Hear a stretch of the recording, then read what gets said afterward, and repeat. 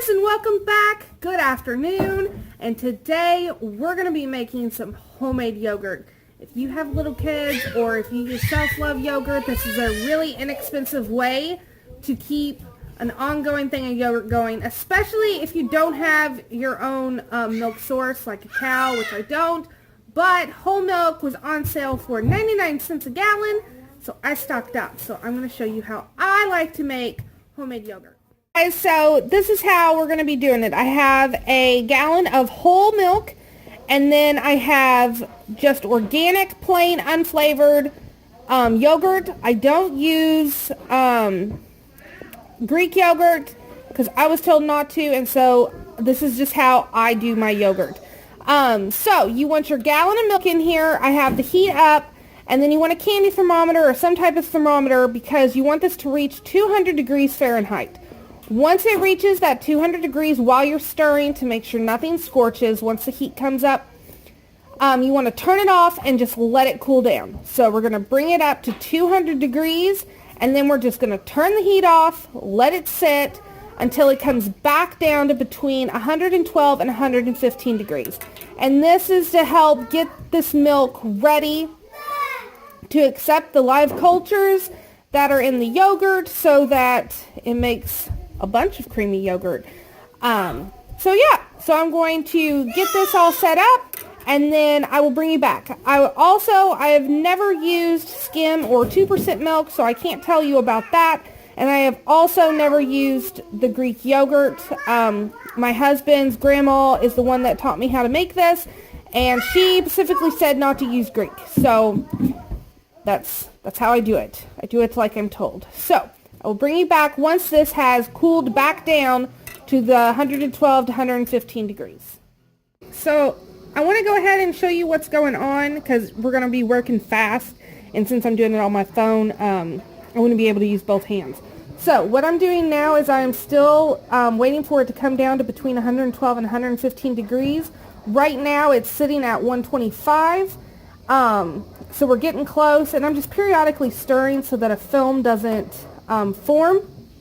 Right here I have a cup of my yogurt, and then I have a whisk. What I'm going to be doing is pouring a cup of this, once it is down to the degree we want, into this and whisking it together, kind of warming this up a little bit, and then pouring it all back into the pot and whisking this together until everything's incorporated.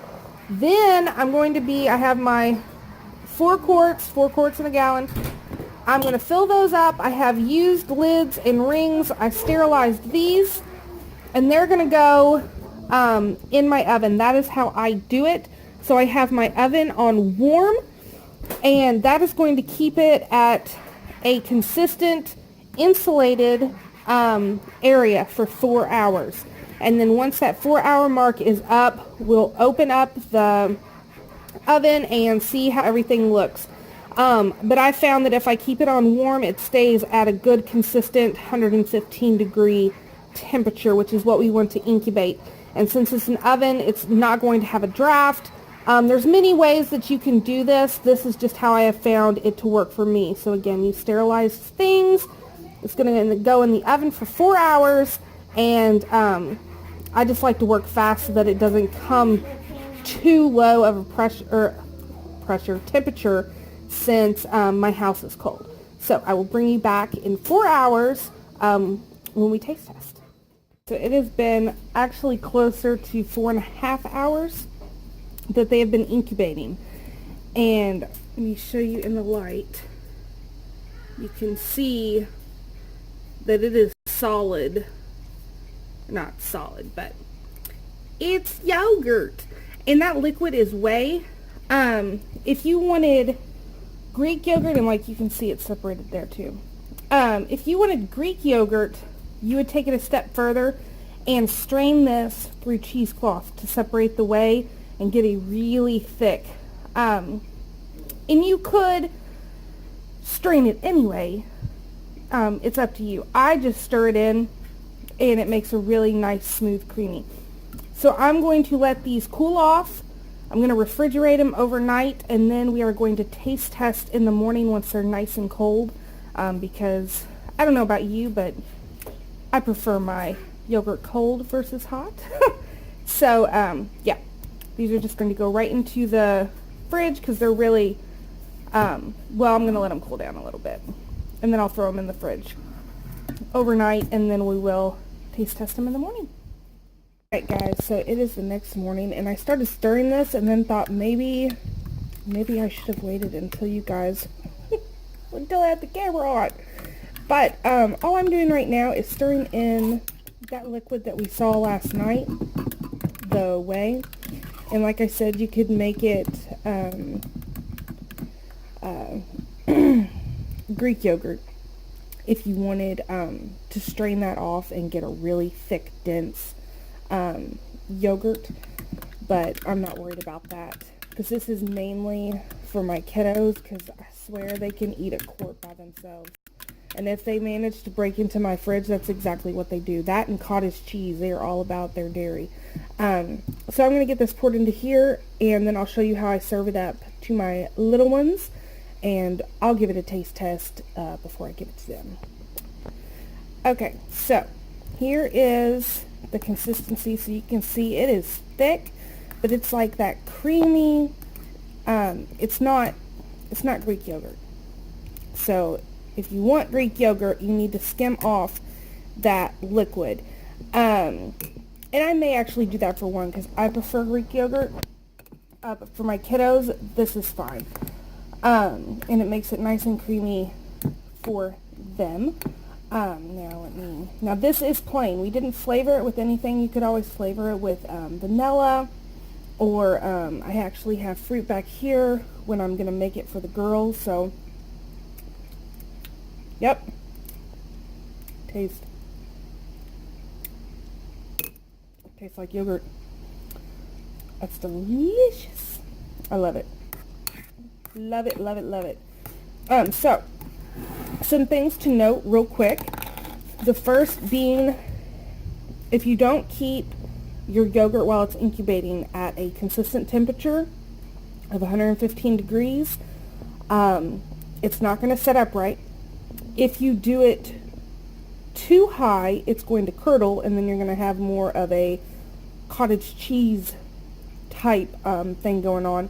And also, if you do it too long, I've heard that it can curdle as well. I've never done it too long because I'm itching to get into it. So I have a hard time even making it to the 4-hour mark half the time. But those are just some little tips. And again, you could strain it off. You could even, because let me show you a different jar. So, without even using a cheesecloth, like you can see the solid and then you can see that liquid. I could just open up this jar and just over the sink drain off that way if I wanted to. And then when you're stirring it, you're not going to be stirring in all that loose liquid, so it is going to come out to a thicker consistency than what this is. If that's what you're worried about, but you're not wanting Greek yogurt, you could always do that as well. And the way that my girls will eat it just like this. But because this is a fresh batch, all I did was cook down some blueberries and some strawberries in just maybe, I want to say maybe a couple teaspoons of sugar to make a little syrup. And then I just cooked that down and let that boil for a few minutes to get it thick. And this is going to be a wonderful little treat for them whenever they wake up, which they're getting ready to, because we have a big day. We've got a big day. And then let me show you how I do it for my older son. And this is also great for working people. If I can get it out, you can make the fruit on the bottoms. So I have my little 8-ounce, or you could use a smaller one, but these work great for me and the hubby and the kiddos. But you do if you don't make a mess, a little 8-ounce jelly jar. You put your fruit on the bottom, like so. And then you spoon or pour, whatever you feel like doing, the yogurt on top. And now you have a fruit on the bottom, a very dirty fruit on the bottom, or messy, not dirty. But there you go. And you would pay $1 for this, and this came, this was $1.19 for 4 quarts. So for a gallon, I paid $1.19, and then I already had the fruit, so that was technically free. So I hope you guys have a wonderful day, and I will see you guys on my next video. Thanks for watching.